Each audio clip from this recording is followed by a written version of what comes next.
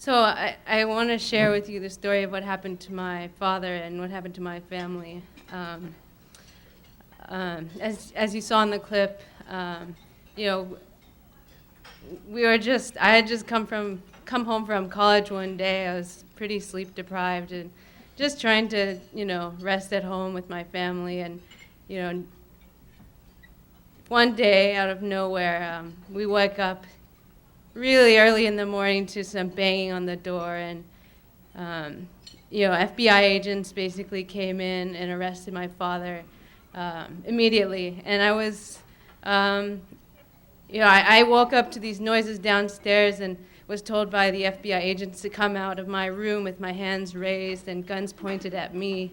And guns were pointed at me and my sister and my mom and my father, and we watched him as he was being handcuffed and dragged away, not even fully dressed. And, we had no idea where he was going or what was happening. It was just a complete surprise out of nowhere and a whirlwind of emotions. My dad was taken into custody by the FBI, and we were all still in our PJs and at home. The FBI took my sister and I into a room and watched us there for a few hours while they questioned my mom. And, she answered their questions diligently for hours because she didn't know not to, because she thought she had nothing to hide. But little do we know that, a few hours later we would be in court watching my father, being told that he was basically being accused by the federal government and the Department of Justice of the United States of passing technology secrets to China and basically being accused of being a spy. My dad was fortunate to be let out on bail. Not all people in this situation are let out on bail. But as we came home from the courthouse, where my dad had been in a cell for the day, we come home to, so many FBI agents at our home. Again, they came to our home and searched through it all, watching our family and telling us what we could and couldn't do in our own home. And then later that evening, immediately after they left, the media came and the news trucks came and tried to film inside of our windows. And next thing we know, we're watching on the nightly news that on the other side of the wall in our house, the local news is reporting that my dad is a spy for China. He's an international spy. And we were completely speechless, and we just had no idea what to do. We had no idea this was coming. And, ever since that day, things have just been very different because that became our life, basically.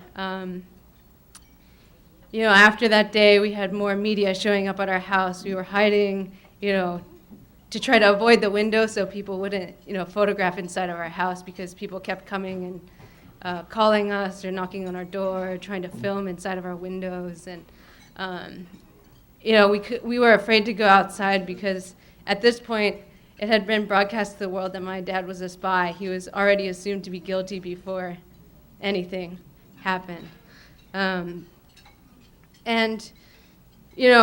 Friends stopped talking to us. We were afraid to talk to them as well. Life just changed because we were constantly worried that the FBI was listening to all the things that we were saying and doing. We were afraid that our phones were bugged, our house was bugged. We were, fearful for our safety because we were afraid that people would recognize us when we went outside, things like that. And it was a lonely time because, in that situation, we didn't know what a federal criminal case was. We didn't even know really how to find a lawyer. And so we really, in those lonely days, had to figure out what to do to avoid having my dad's life be imprisoned for the rest of it. So that was our lives for a few months.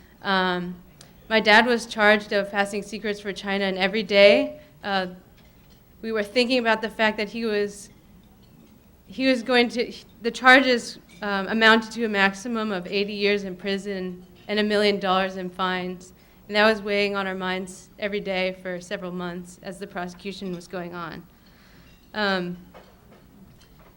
So my dad, to tell you a little bit more about the case, my dad is a scientist. Well, I guess I'll backtrack a bit to my dad. He was born in China, and he lived through the Cultural Revolution. So when after school, he was sent to the countryside, and he was, shoveling manure in the countryside and didn't really know what his future would hold.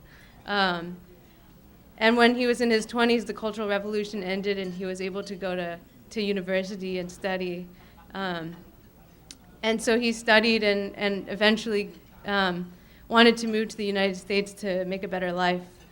And he basically lived his entire working life in the United States and came to appreciate its values and the freedoms that he had here. But,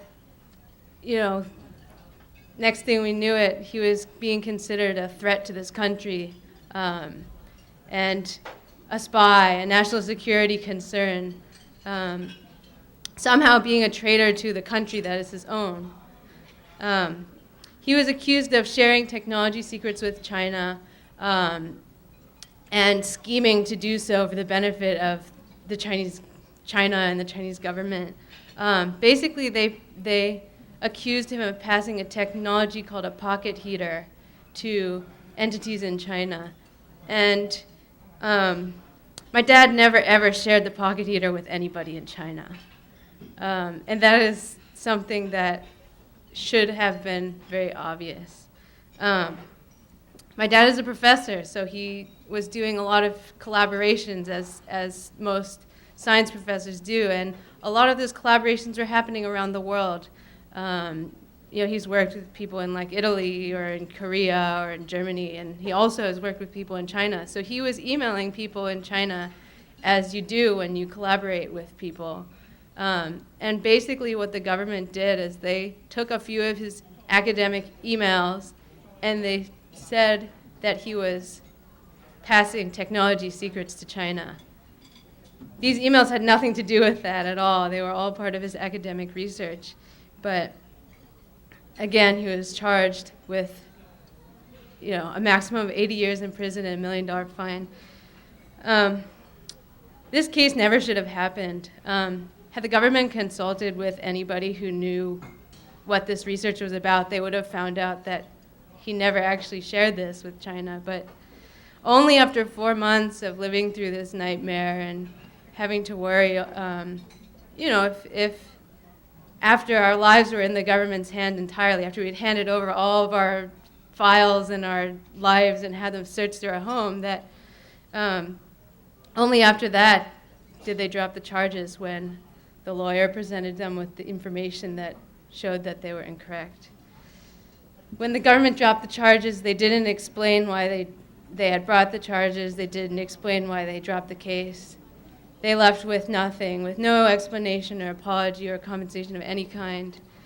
And even after they dropped the charges, they said that they could keep investigating him, that they could recharge him if they found something else. And to this day, this was last year, to this day, we still have no idea why my dad was accused of being a spy for China. There's been no explanation at all. And that's, something that we want to know. And although the case was dropped, the consequences of being prosecuted and being brought into the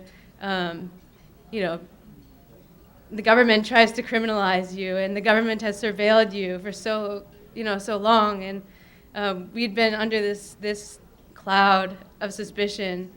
The consequences don't just go away even if the charges are dropped. Just for the months that we spent under prosecution, it cost my dad over $200,000 to pay for the legal fees for something that he didn't even do. His life and his job are still in the air because there are still lingering suspicions, people thinking, oh, he must have done something wrong, or, oh, he must be loyal to China in some way still. He lost his position as the chair of the department, and also it's unclear what his work, his funding, or his research is going to be able to be like in the future. And really, I think what's most pressing to me is just like the weight of being under prosecution has such a human cost. No matter who you are, just to be in that situation where every single day it was on our minds thinking that he could be in jail for the rest of our lives and we may not be able to have a life anymore.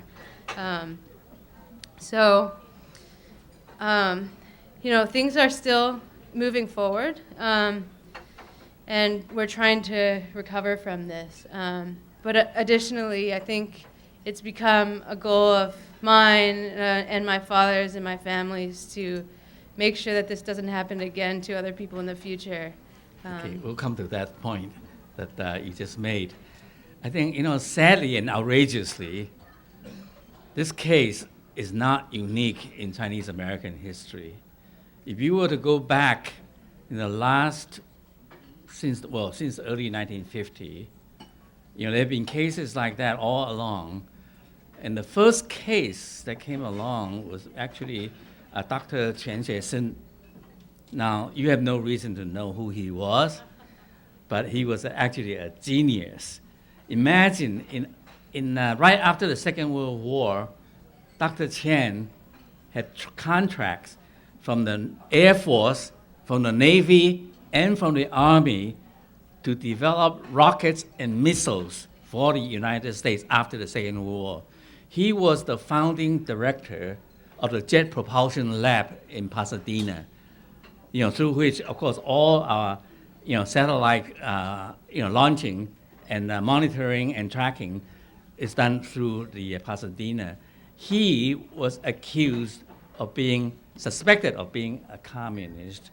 As a result, he immediately lost all his contract with the government and was put under house arrest. On the one hand, the Justice Department wanted to deport him on the ground that he had overstayed as a foreign student. He had gotten his PhD, and they said that you have no business to be here. But on the other hand, the State Department said that no, we cannot deport this guy. This guy is too valuable to the United States and will be a tremendous help to China, our number one enemy at that time. And so he was detained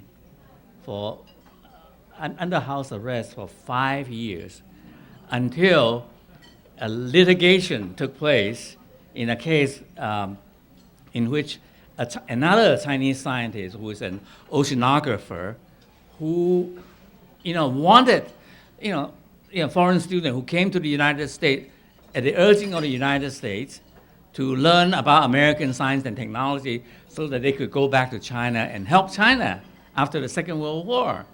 Well, after the Second World War, after Mao took over China, he decided that it was time for him to go back, and he couldn't go back because, again, for the same reason, he would be too valuable to our enemy. So we detained him, and so he decided to sue the government. And in the end, in 1955-56, he won. The federal judge ordered that the government had no right to detain him. And as a result of that, our government knew that Dr. Chen can no longer be detained. And so we used him to negotiate with Zhou Enlai for the release, I think, of 15 American prisoners of war from the Korean War in exchange for Dr. Chen's. And of course, Dr. Chen, upon his return very quickly, China was able to develop ICBM to deliver atomic bomb. And so there have been books written about this particular case.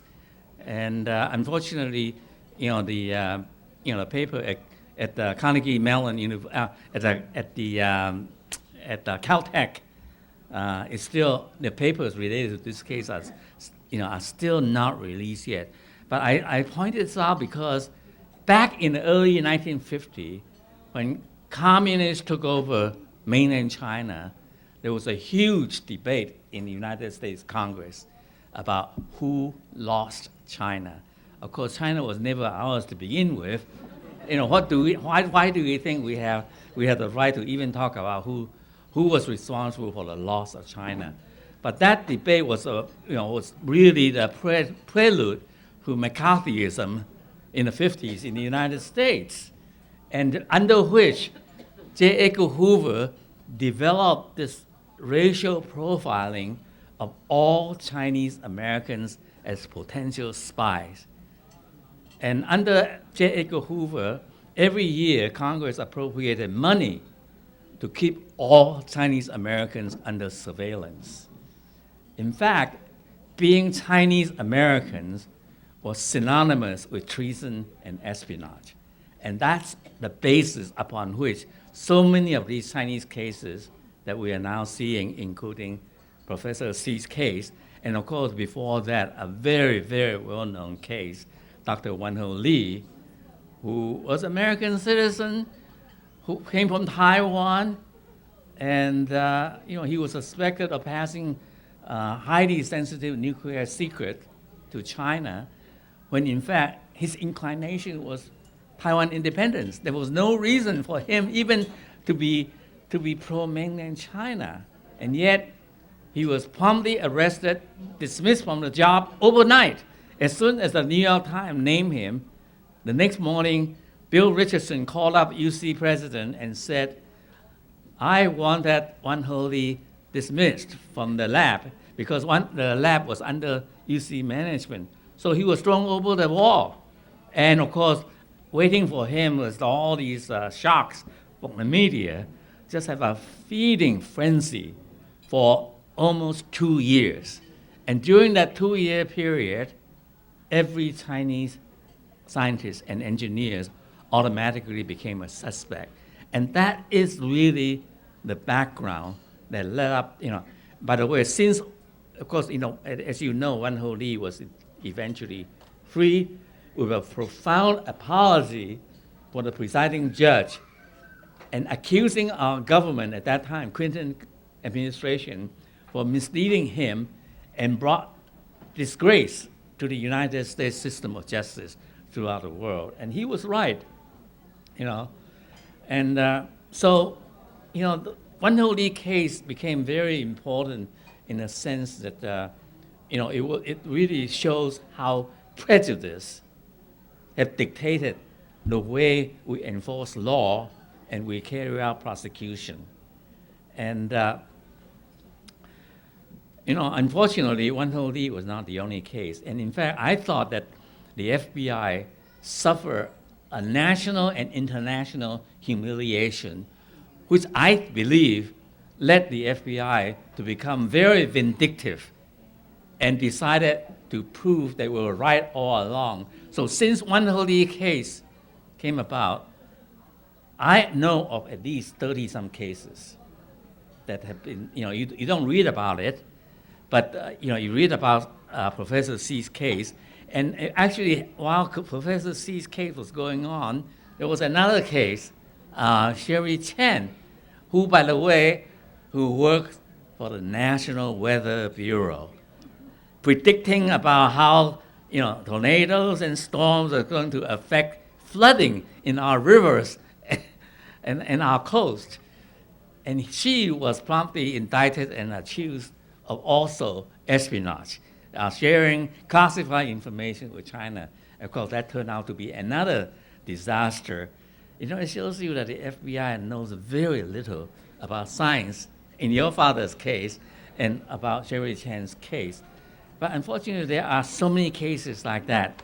So I think the point that we're going to try to make here is that racial profiling of Chinese American scientists and engineers is really the leading civil rights problems facing Chinese American because we are disproportionately represented in science and technology. We are needed in our science and technology and in national security, but we are also, at the same time, suspected of potential spies, mostly because of what J. Edgar Hoover started in the racial profiling. By the way, when Nixon came back from China in 1972 in his historic visit, immediately J. Edgar Hoover went to Congress and asked for even more money to keep all Chinese under surveillance because of the potential of Chinese becoming, stealing our secret. But ironically, what was interesting, Nixon, I have to say that he knew much more than the FBI, because when he came back, the first thing he did was to ask the FBI counterintelligence unit to keep Taiwan government's activity under surveillance for fear that Taiwan agents are going to undermine his new China's policy. So we Chinese Americans are really in a very, very difficult position, and I'm being told that I have to wrap up. But before we do, I think it's very important. I want to tell you that Joyce had just fresh out of Yale University, and because she was so outraged by what happened to her family and her father, she had been spending the whole year trying to understand what this is all about and how we can do, as a community, address this particular very difficult issue to deal with. So Joyce, tell us what you're doing, very briefly. Yeah, I'll be brief. But when I learned about more and more cases of Sherry Chan's, of two scientists who work at Eli Lilly, of Wen Ho Lee, and of many others who had been falsely accused, it was just so shocking because I had seen something so wrong so close, and it's like something that if we don't speak about, then it can really just keep happening to other people, especially as U.S.-China relations become tense and there's a national security justification for targeting people unjustly. And so I'm working right now with the National Security and Civil Rights Program at the Asian Law Caucus. And with the support of others like CAA, we're really trying to push back against the government to call for an investigation, to call for an apology, and some sort of accountability for these cases, multiple cases that have really ruined people's lives. Tell us about the petition. We have a petition that's in the programs that is calling for an investigation and apology from the Department of Justice, and would really appreciate if you could sign the petition because we hope to deliver it to the Department of Justice to call for this. So if you look in your program booklets, there's a petition. You can read it and then also sign it. And I think there should be pens on the table as well. But we really, really appreciate your help in signing the petition, and also share it with your friends. It's online. We have a website called scientistsnotspies.org. Again, it's scientistsnotspies.org, and it highlights some of these issues a little bit further, and the petition is on there. So please share it with your friends or your networks and sign the petition on the table as well. Just in conclusion, I want to say that I'm very impressed and inspired by Joyce. Very few young Asian Americans are willing to devote time and energy on behalf of not only her father, but also for the community.